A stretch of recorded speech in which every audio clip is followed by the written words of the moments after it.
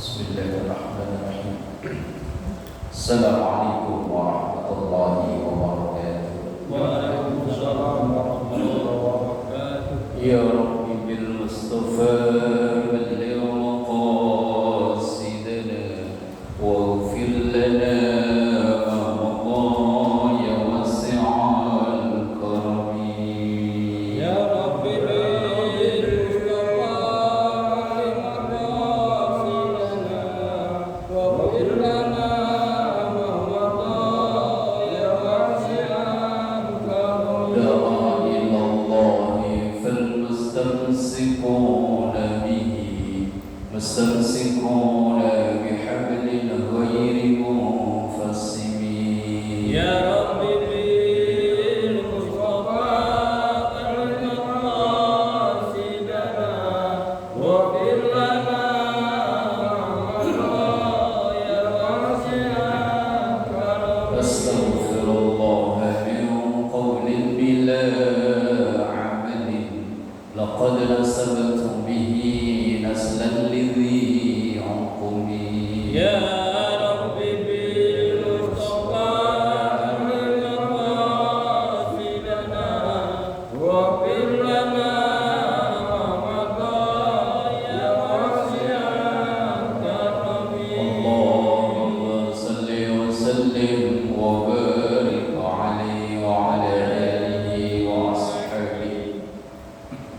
Alhamdulillahi rabbil alamin wal 'aqibatu lil muttaqin wa la 'udwana illa 'alal zalimin. Asyhadu an la ilaha illallah wahdahu la syarika lahu al-malikul haqqul mubin. وأشهد أن سيدنا ومولانا محمدا عبده ورسوله صادق الوعد الأمين. اللهم صل وسلم وبارك على سيدنا ومولانا محمد وعلى آله وأصحابه أجمعين. سبحانك لا علم لنا إلا ما علمتنا إنك أنت العليم الحكيم. رب اشرح لي صدري ويسر لي أمري واحلل عقدة من لساني يفقهوا قولي واجعل لي وزيرا من أهلي. أما بعد. حضرات العلماء وحضرات الجماعة Majelis Ta'lim Musalla Al-Muhajirin, semoga semuanya kita selalu diberkahi, diridhoi dan dikaruniai sehat afiat, panjang umur dalam taat ibadah kepada Allah Subhanahu wa taala. Alhamdulillahirabbil alamin. Mengawali taklim pada malam ini, kita awali dengan mendoakan kedua orang tua kita, guru-guru kita, para pendahulu kita, semua orang yang berjasa berbuat baik kepada kita, terkhusus yang telah memperjuangkan berdirinya musalla dan majelis taklim Al-Muhajirin ini, dan juga kita mendoakan para pahlawan yang telah memperjuangkan kemerdekaan negara kita ini. Kita doakan anak cucu keturunan kita, semoga semua dijadikan salih salihah, keluarga sakinah mawaddah warahmah, rezeki yang halal dan barakah. Kita doakan apabila ada yang sakit, mungkin keluarga kita, jamaah kita, atau tetangga keluarga kita yang sakit, kita doakan semoga segera diangkat penyakitnya, dikaruniai sehat afiat. Ala hadiniyah wa ila khatratil nabiyil mustafa Muhammadin sallallahu alaihi wasallam. Syuhdillahi lahum al-fatihah. A'udzu billahi minasyaitonir rajim. Bismillahirrahmanirrahim.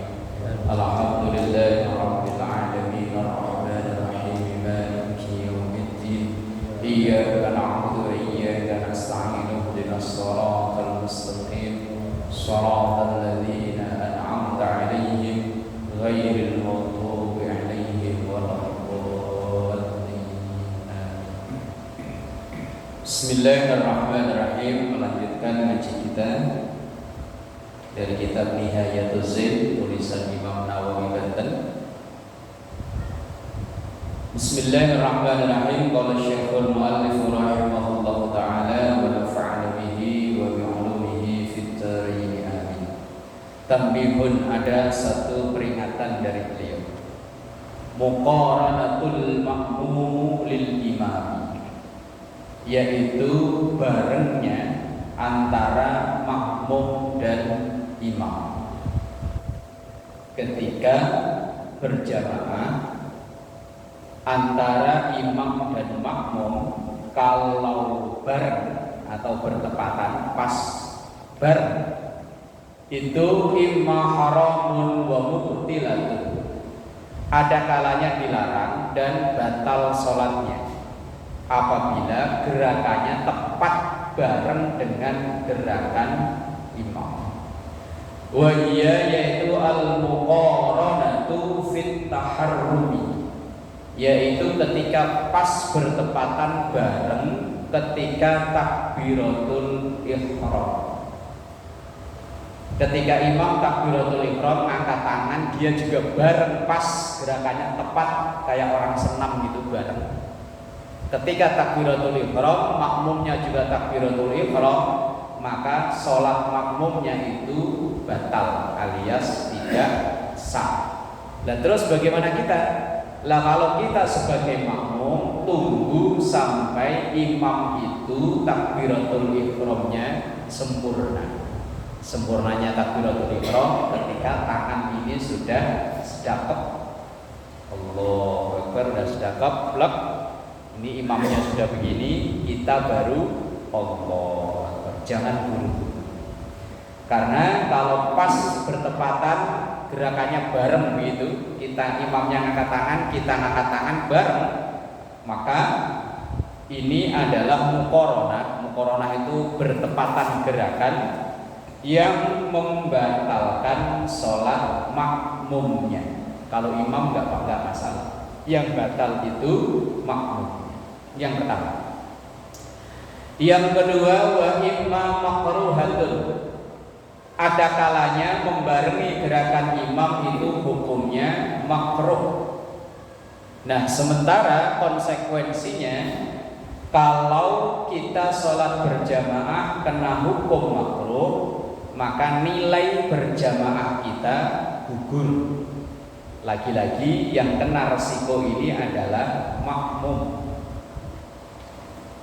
Yang kedua, bertepatannya gerakan imam dan makmum itu kena hukum makruh, yang konsekuensinya makmumnya ini gugur nilai pahala atau nilai berjamaahnya. Jadi gerakannya berjamaah, tapi nilai berjamaahnya sendirian. Yaitu apa? Yaitu pertama fis salami, ketika salam yang ke kanan. Karena yang wajib itu salam ke kanan, yang rukun itu salam ke kanan. Ketika salam ke kanan, antara imam dan makmum gerakannya bareng, nolehnya ke kanan bareng, assalamualaikum. Makmumnya juga pas bareng juga, maka makmumnya terkena hukum makruh. Maka wa yusannu lil ma'mumi alla yusallima illa ba'da faraghil imami min taslimataini. Bahkan Imam Nawawi Banten beliau memfatwakan sunnah bagi makmum itu ia salam ketika salamnya imam sudah dua-duanya. Imamnya udah assalamualaikum warahmatullah, assalamualaikum warahmatullah, kita baru gerak salam. Ini fatwa Imam Nawawi Banten dalam Nihayatuz Zain ini, beliau bilang wa yusannu lil ma'mumi alla yusallima illa ba'da faraghil atau ba'da firaghil imami min taslimataihi. Seorang makmum sunnahnya itu ia mulai melakukan gerakan salam apabila imamnya sudah menyelesaikan dua kali salamnya, yaitu salam kanan dan salam kiri. Nah kalau kita masbuk sama assalamualaikum, assalamualaikum, kita baru lanjut berdiri.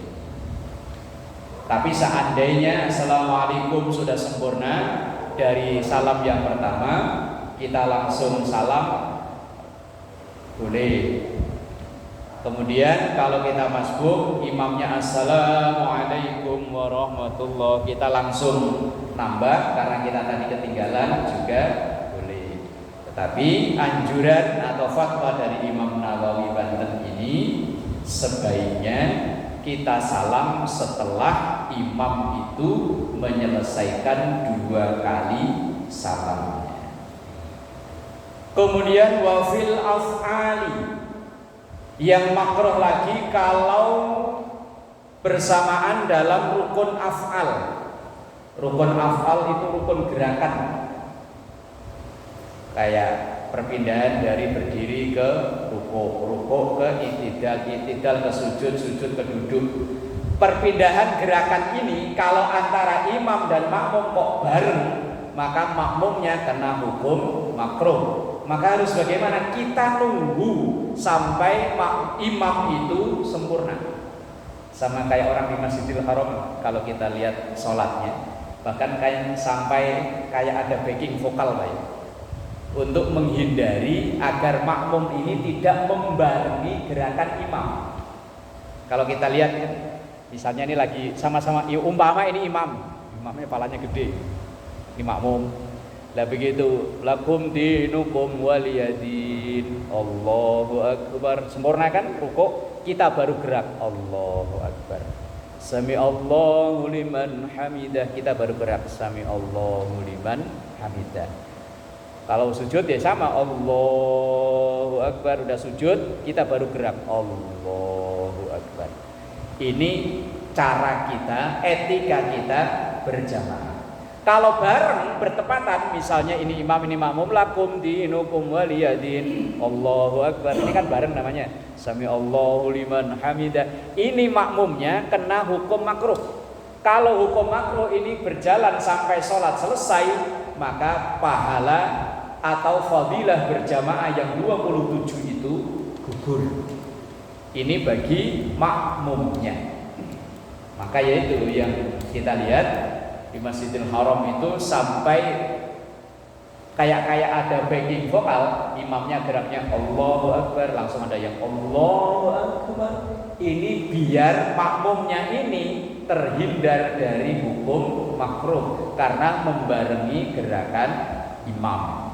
Membarengi aja kena hukum makruh, apalagi mendahului, kecuali kalau memang tidak tahu. Tidak tahu itu misalnya begini. Misalnya lagi sholat id atau sholat taraweh, jamaahnya banyak. Kebetulan kita kebagian di luaran, di belakang, ininya mati ini, mic-nya nggak maksimal, imamnya sementara mungkin udah sepuh atau mungkin suaranya kecil. Ketika bangun dari sujud, perkiraan makmumnya mah udah bangun, makmumnya udah bangun, begitu dia bangun, imamnya masih sujud. Lah terus ya jangan sujud lagi Pak. Kalau memang kita sudah duduk, kecuali kalau baru pala doa yang nongol. Misalnya begini kan, baru beginilah imamnya masih sujud, ya sujud lagi nggak apa-apa. Tapi kalau kita sudah duduk, ini namanya udah rukun berikutnya. Kan udah duduk berarti kan udah rukun berbeda. Maka jangan sujud lagi. Kalau sujud lagi berarti nanti sujudnya 3 kali, batal salat makmumnya. Nah ini kan sering terjadi Pak. Sering terjadi itu biasanya ya tadi ketika ini pengeras suaranya nggak maksimal atau mungkin imamnya suaranya kecil, yang di belakang kirain imamnya udah bangun, ternyata belum, dia udah bangun duluan. Nah kalau dari berdiri ke rukuk kelihatan, tapi kalau dari sujud ke bangun kan nggak kelihatan. Nah kalau seandainya itu karena memang karena berdasarkan ketidaksengajaan dan ketidaktahuannya makmum, maka ya tidak mengapa. Kalau yang disengaja, nah ini menggugurkan nilai berjamaah. Saya kutipkan dalam kitab lain, di antara beberapa hal yang menyebabkan berjamaah itu menjadi makruh. Misalnya ada dalam keterangan kitab Minhajul Qawim, itu apabila posisi imam dan makmum sejajar. Kalau kayak ini kan nggak mungkin sejajar kan, ini jauh. Biasanya yang sholat cuma 2 orang, sholat 2 orang biasanya malah kadang problem. Sholat cuma 2. Kalau memang kadang 2 orang, rata-rata masyarakat kita tahu lah. Kalau makmum cuma satu itu berada di sebelah kanan. Ini yang repot. Biasanya begini Pak, kita berjamaah 2 orang, makmum kita kan berada di sebelah kanan. Umpama ini imam, kitab ini umpama imam, ini makmum, berarti kan di sebelah sini kan, sebelah kanannya. Lah ini kalau ada datang lagi, ini kadang malah langsung berdirinya di sini Pak. Ini keliru Pak. Lah terus gimana? Apa berdirinya sebelah kirinya imam? Ya keliru juga, kayak layangan nanti Mas. Layangan kan ada ininya kanan kiri kan, biar gak singit. Lah terus gimana? Kalau kita orang yang makmum yang kedua, kok makmum yang pertama tadi berdiri di sebelah kanannya imam, kita berdiri di belakang imam ini. Lah nanti yang ini mundur. Nah, ini kadang apa namanya ya, banyak diantara kita ya ibadah jamaahnya bagus tapi keilmuannya kurang. Sehingga ketika berjamaah 2 orang berdirinya begini, nanti dia kadang malah di sini. Kalau nggak di sini, di sini. Nah ini yang salah. Maka kalau sudah ada makmum satu di sini, maka kita baru datang di belakangnya. Kemudian yang ini mundur. Nah ini. Nanti yang berikutnya kita baru datang ambil yang kanannya. Berikutnya lagi ambil yang kirinya. Terus kanan kiri sampai dengan full satu barisan.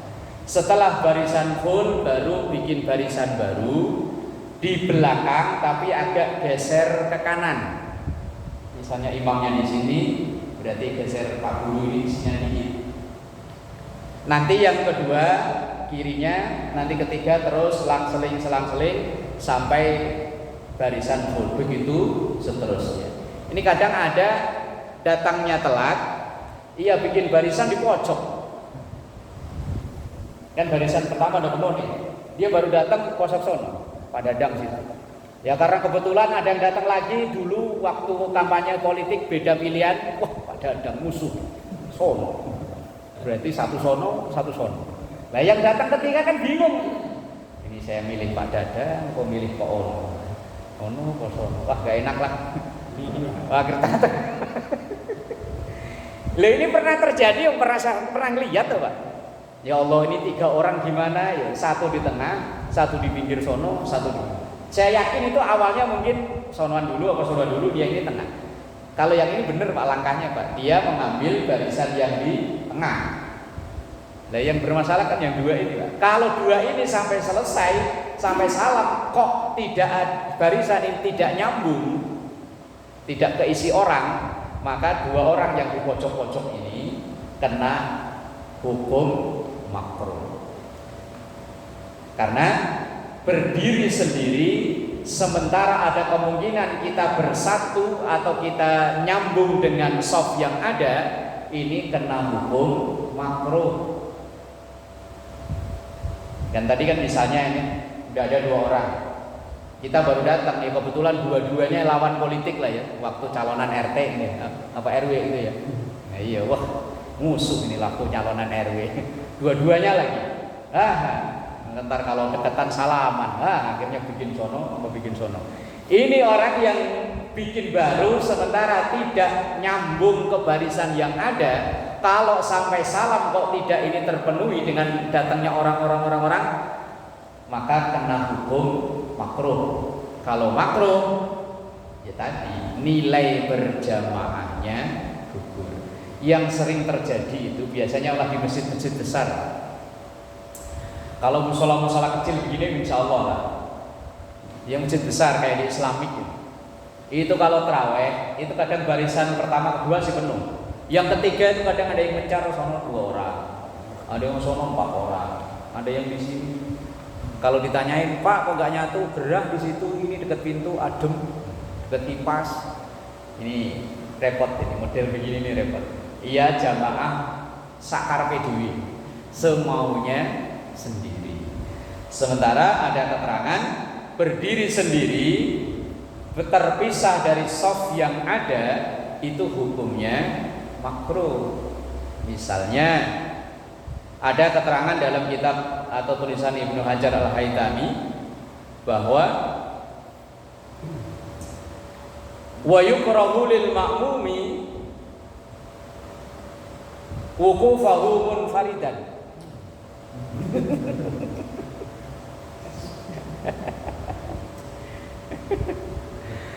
Wa yukrahu dan dihukumi makruh lil ma'mumi bagi seorang makmum apabila wuqufuhu ia berdirinya itu munfaridan menyendiri anis soffi dari sof atau barisan yang ada. Lah kalau di sela anak kecil Pak, misalnya kan sering kita ngajak anak begini untuk melatih. Kalau di sela tiang, yuk. Kalau ini musola aman nih, gak ada tiangnya. Makanya musola saya bangun sebisa mungkin yang tukangnya pas, pokoknya sebisa mungkin di tengah jangan ada tiang. Entah teracaranya gimana terserah dah.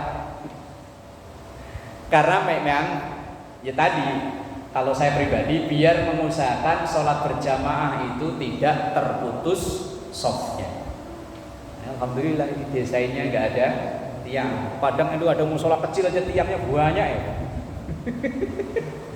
Saya pernah nemu ya musolanya lebih kecil dari ini, tiang di tengah sampai ada 4 soko guru kayak rumah di kampung ya. Nah, maka ya tadi maksudnya kalau sampai kita menyendiri bukan terpisah. Kalau tadi kan terpisah karena tiang, termasuk mungkin dibilang darurat. Kalau kita ngajak anak mungkin ada alasan lita'adud, alasan untuk bimbing, untuk ngajak mengenalkan anak. Tapi kalau tadi nggak ada alasan apa-apa, kita menyendiri dari soft yang ada, itu hukumnya makruh. Kalau makruh maka gugur nilai berjamaahnya. Atau tadi yang termasuk makruh apabila imam dan makmum berdiri dalam satu barisan yang sejajar. Maka ya kalaupun misalnya berdua ya dibedain dikit, entah walaupun hanya seukuran sejengkal atau 2 jengkal dipisahin, jangan sejajar. Bismillahirrahmanirrahim. Wa imma sunnatun wa hiya al-muqaranatu fit ta'mini. Yang ketiga, muqaranah bebarengan yang justru malah kena hukum sunnah. Sangat dianjurkan, yaitu ketika membaca amin di rakaat pertama dan kedua di sholat yang jahar. Maghrib, isya, subuh, Jumat, salat id, itu kan rakaat pertama dan kedua dibaca jahar. Aminnya imam dan makmum diusahakan bareng. Ketika makmum membaca amin, imamnya ya baca amin. Nah ini muqaranah itu bebarengan, tapi yang dihukumi sunnah. Kalau muqaranah yang pertama tadi dalam takbiratul ihram membatalkan sholat makmumnya. Yang kedua, muqaranah di dalam salam dan di dalam perpindahan gerakan itu hukumnya makruh. Kalau makruh maka itu menggugurkan pahala berjamaah. Yang keempat, wa imma wajibatun, ada kalanya wajib, harus makmum harus bareng dengan imam. Wadzalika, dan itu terjadi fi qiraatil Fatihati, ketika membaca suratul Fatihah, haitsu alima annahu la yatamakkanu min qiraatiha ba'da qiraatil imami. Apabila ia tidak yakin bisa menyelesaikan Fatihah kalau menunggu bacaan Fatihah imamnya selesai. Ini contoh kasus kalau sholat taraweh. Misalnya kita paham banget, nih Pak Haji kalau imamin taraweh itu super cepat. Karena yang dibaca nggak main-main Pak, Yasin. Ayo, ghairil maghdubi 'alaihim waladdallin, amin. Bismillahirrahmanirrahim, Yasin, Allahu akbar. Yang rakaat kedua alif lam mim, Allahu akbar. Nah, ketika kita membaca, biasanya kalau kita baca Fatihah itu kan setelah waladdallin amin kita baru baca Fatihah, gitu kan ya. Nah, ketika tarawih, karena kita tahu ini sang imam kalau ngimami cepet baca suratnya Yadi, nggak main-main, Yasin. Kalau nggak Yasin ya alif lam mim, kalau nggak ya Toha, apalagi cuma satu huruf, Qaf, Nun, Shad. Udah pernah belum? Lah coba-cobalah nanti.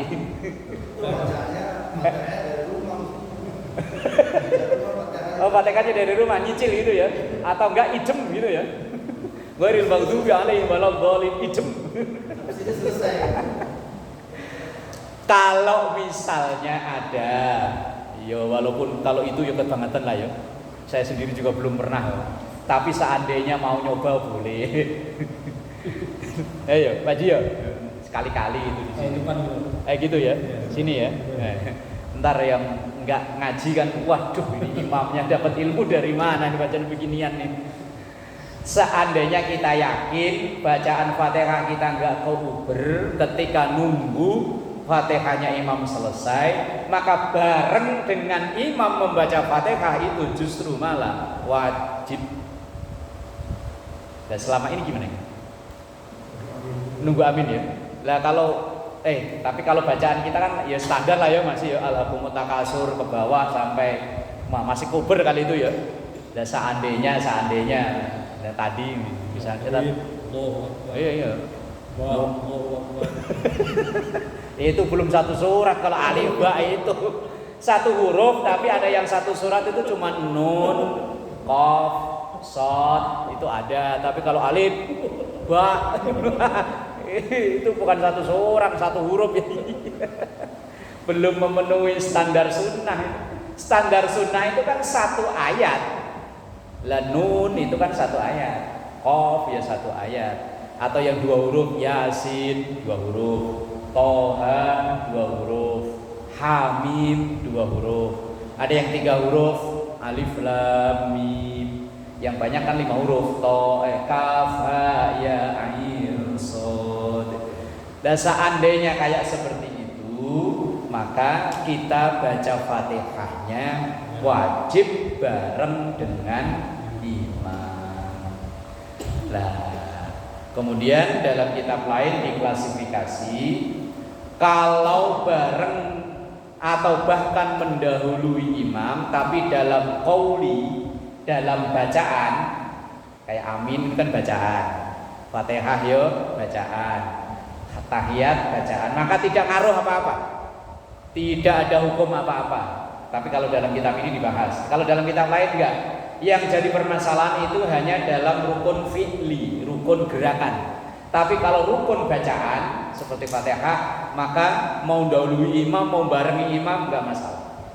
Kalau itu rukun bacaan. Tapi kalau dalam kitab ini tadi diklasifikasi, diperjelas, ada kalanya tadi wajib ketika kita yakin tidak mampu membaca Fatihah dengan sempurna kalau nunggu Fatihahnya imam. Dalam kasus misalnya sholat taraweh, biasanya kita kalau taraweh kan ya bat ya, lamaan dikit aja ada yang batuk.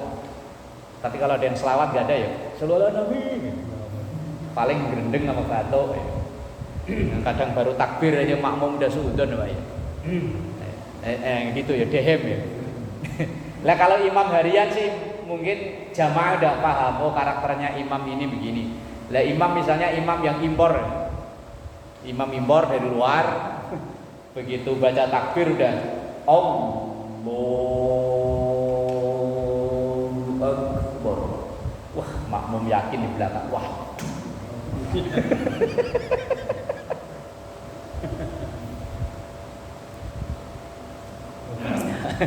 Baru takbir udah sudon. Makmumnya udah sudon. Nah, ini ada 4 hukum tadi bareng dengan imam. Ada kalanya enggak boleh alias membatalkan, yaitu takbiratul ihram. Ada kalanya makruh, yaitu salam dan dalam rukun gerakan.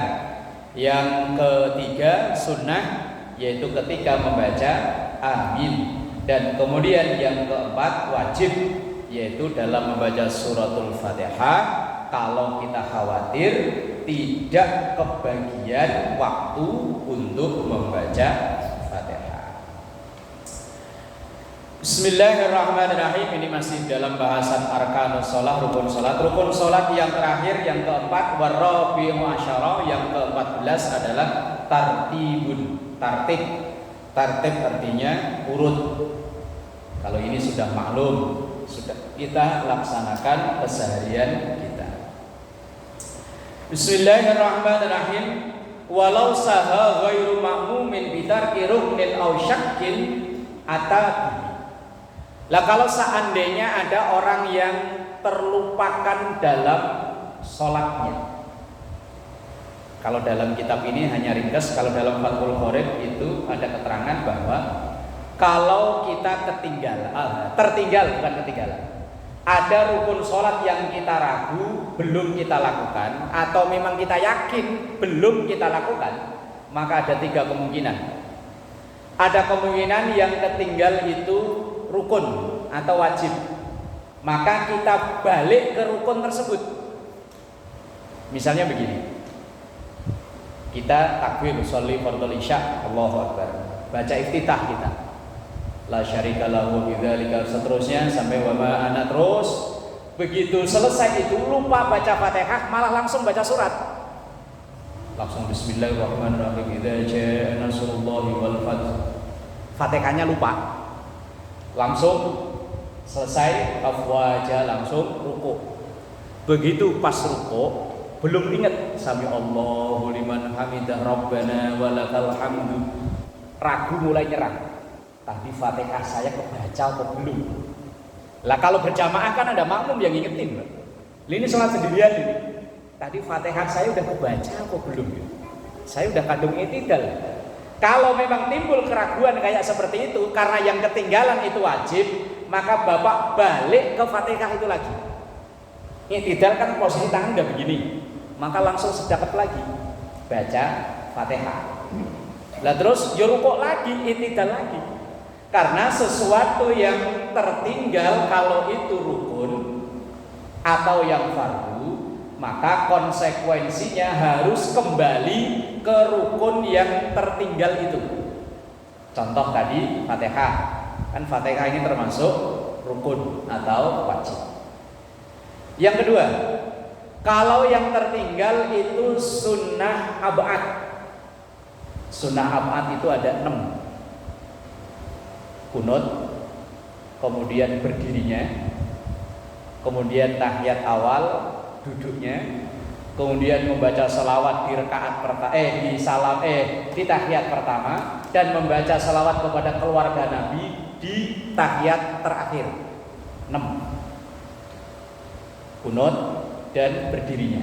Misalnya, sami Allahu liman hamidah, tangan udah angkat, Pak.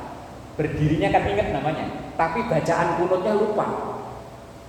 Allahumma apa ya?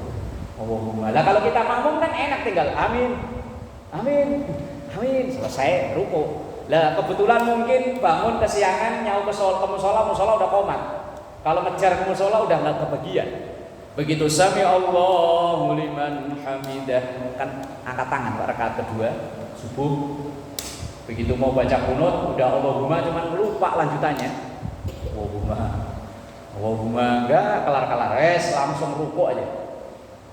Lah nanti kalau ini termasuk sunnah ab'ad yang 6 tadi itu, kunut dan berdirinya, tahiyat awal dan duduknya, membaca salawat di tahiyat awal dan membaca salawat untuk keluarga Nabi di tahiyat akhir. Kalau 6 itu ketinggal, maka diganti dengan sujud sahwi.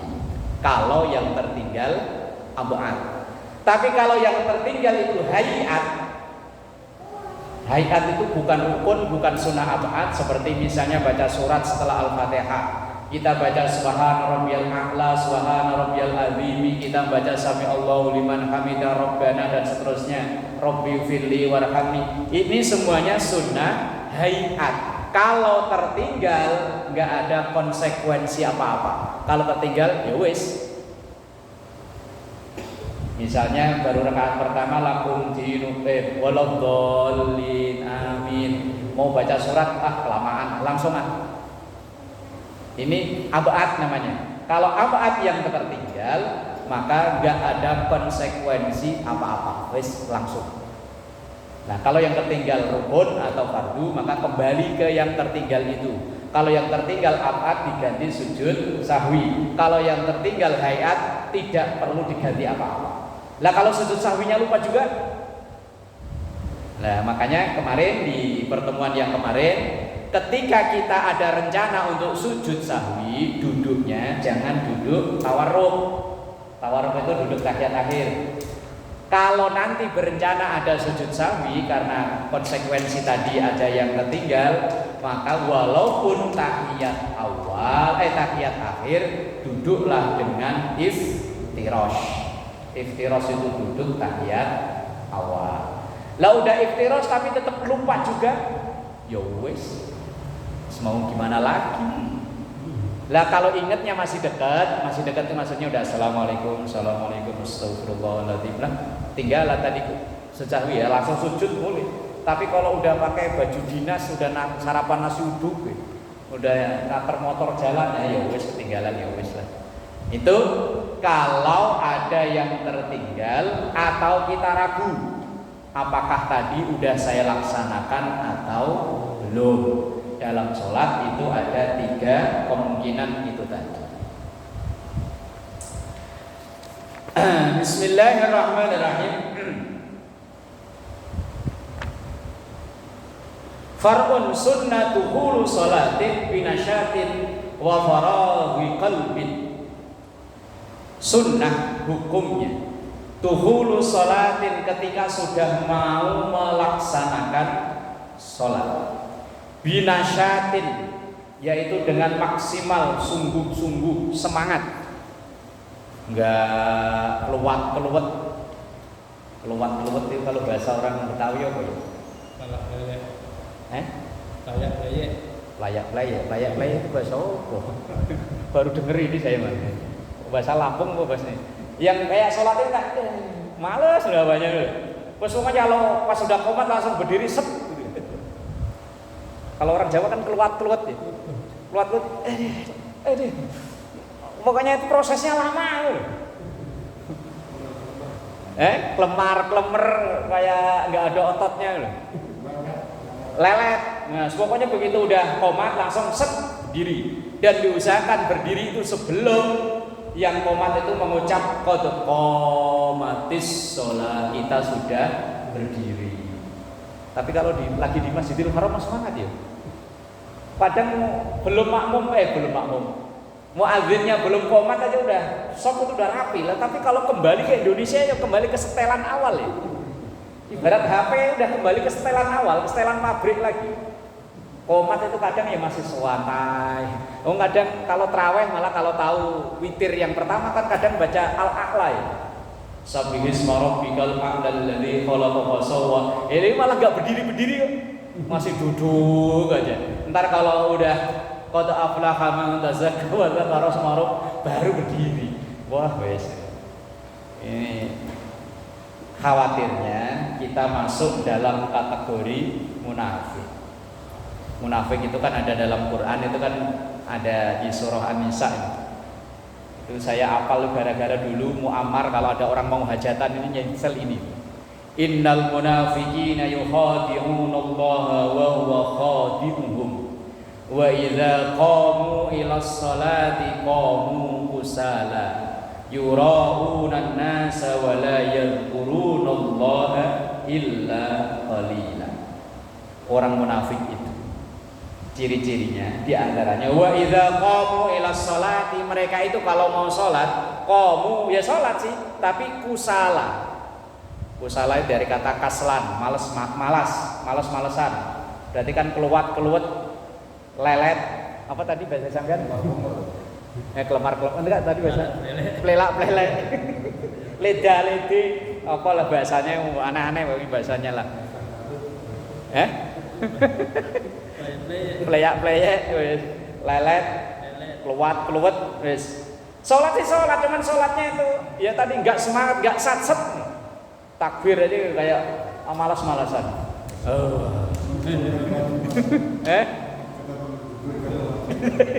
Nah iya, khawatirnya itu karakter munafik masuk ke kita kalau di An-Nisa ini kan wa idza qamu ila sholati qamu kusala. mereka kalau mau sholat ya sholat sih, cuman sholatnya itu kusala. Kusala itu halaura, males-malesan, dari kata kaslan. Kaslan itu kan malas, kasal, males.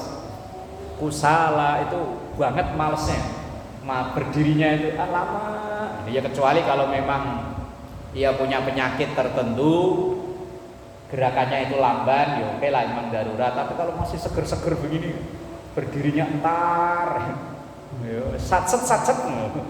Kalau bahasa anak sekarang katanya satset. Itu ajarannya Imam Nawawi, sunnatuhulu sholatin binasyatin. Kalau memang sudah mau mengerjakan sholat, pokoknya yang semangat.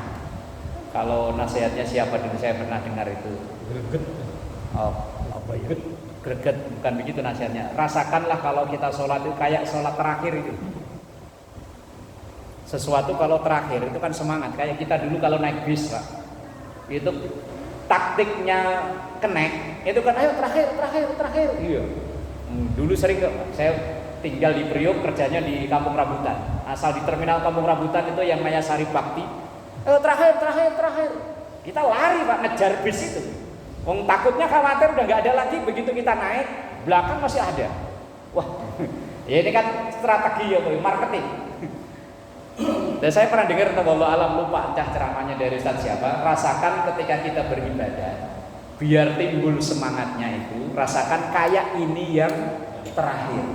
Biar semangat. Kita nggak semangat, alah ntar juga masih ada lagi. Lah orang ketika di Masjidil Haram, ketika di Tanah Haram semangatnya luar biasa. Karena ia bayangin kesini lagi ini ongkosnya mahal. Lah kalau kita dari rumah ke musola kan paling berapa? Nggak ada ongkos lah ya. Dari rumah ke sini paling jalan kaki. Lah kalau Masjidil Haram kan haji berapa puluh juta, berapa tahun nunggunya, umroh minimal 30. Lah makanya semangat. Lah begitu kembali ke tanah air kok kayak HP kembali ke setelan awal. Kelulur. Wa sunnah, ini ajaran Imam Nawawi, diperkuat dengan ayat Al-Quran. Dikhawatirkan kita masuk dalam kategori munafik, orang yang sholat tapi malas-malesan dalam sholatnya. Wallahu a'lam bishawab. Al-Fatihah. A'udzu billahi minasy syaithanir rajim.